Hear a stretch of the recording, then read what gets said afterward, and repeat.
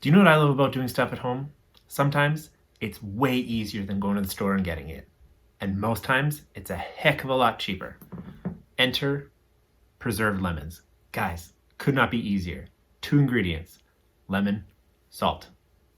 Let's get to it.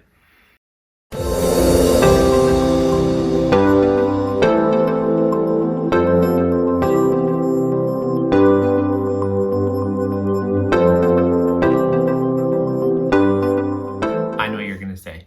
John, I see more than 2 ingredients in there. I see some green stuff, I see some black stuff in there. Yeah, okay, this one is a little more complicated. And by complicated, it means I threw in a couple of extra flavors and ingredients in. But I promise you, you can make it with just the two of them. So if you want to take lemons to a level that you've never been to before, this is the project for you. Let's do it.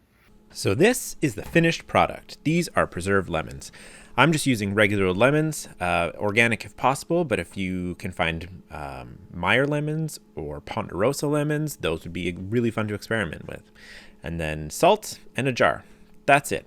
I promise it'll work with just those 3 ingredients. I'm using kosher salt here. It's a coarse grind. No real reason except that that's what I had in my kitchen. Now, I'm also going to add in some flavors into this one. You can see I've got some fresh thyme here. That'll add some nice flavor. I've got a bay leaf. I'm going to throw in some black peppercorns as well, just regular black peppercorns. And I might actually throw in some coriander seed, which you can see here as well. Not too much, but I think it might add a nice little je ne sais quoi. So we're going to start by throwing the aromatics right in the bottom of the jar. I'm throwing in, 10, 12 peppercorns here. Just one more. Got it. Perfect. I'm going to throw in some coriander seeds. Again, you can tell I'm not measuring here. What is that? Half a teaspoon maybe? Oh, maybe a little bit more too. Again, guys, this is totally to your preference. We're going to throw the bay leaf right in the bottom of the jar, as well as the thyme. So we're going to cut the 2 little nubby ends off of the lemons, hopefully not into the flesh, so we don't have to waste anything, but just into the pith there. Now, the traditional way of cutting these things is cutting them into quarters, but not all the way through. You'll see what I mean here in a second. They open up into a flower, and you can put salt on the inside. I don't really get why. Not my thing. I don't think it's necessary, so we're not going to do it. We're going to cut all the way through. I find they stack into the jar much nicer that way.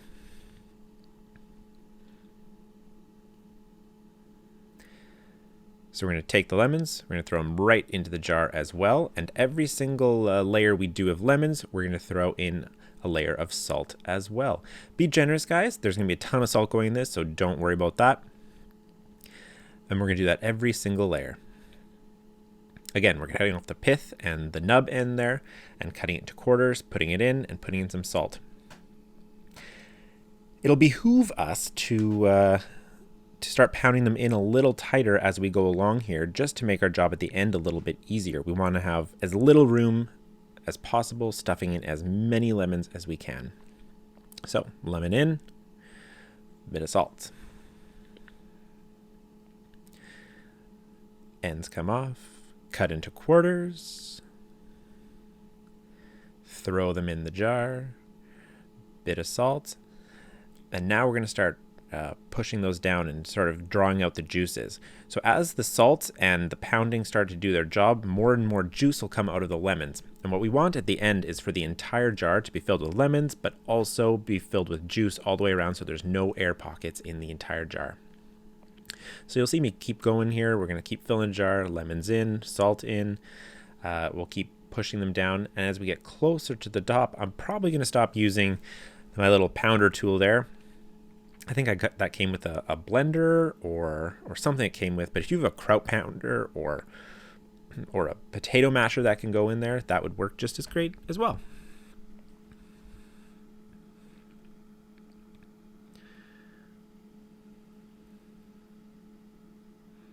You can see the juice starting to come up around the lemons. That's exactly what we want to see. So I can probably get a couple more lemons in here, but you can see I'm switching over to using my fingers. Clean hands, guys. Always clean hands when you're doing stuff in the kitchen.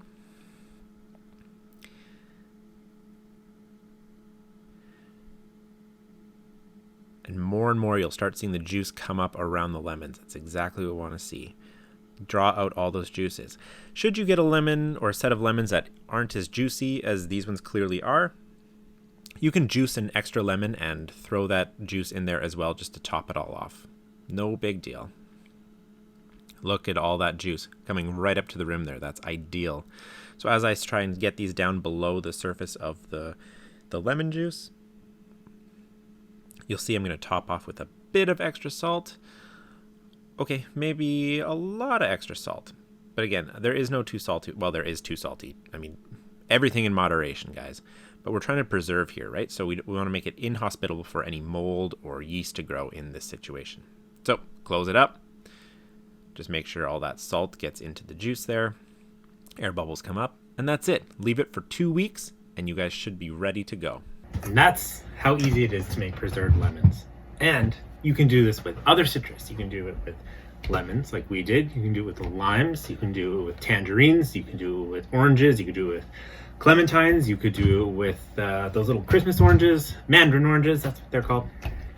And the best part is you can change the flavor to whatever you want it to be. So in this one, you see that we've got thyme and peppercorns and coriander seed. But in limes, you could put in a chili pepper if you wanted. For oranges, you could make it into more of a baking spice type of situation where it's got cinnamon and clove and allspice, whatever your heart's desire. And this is an easy one to experiment with, guys. It's just a bit of citrus and some salt and a jar and a couple of weeks. And if it doesn't work, throw it in the compost bin and try again. I promise you, this is a really rewarding one to try it out with. So get to getting.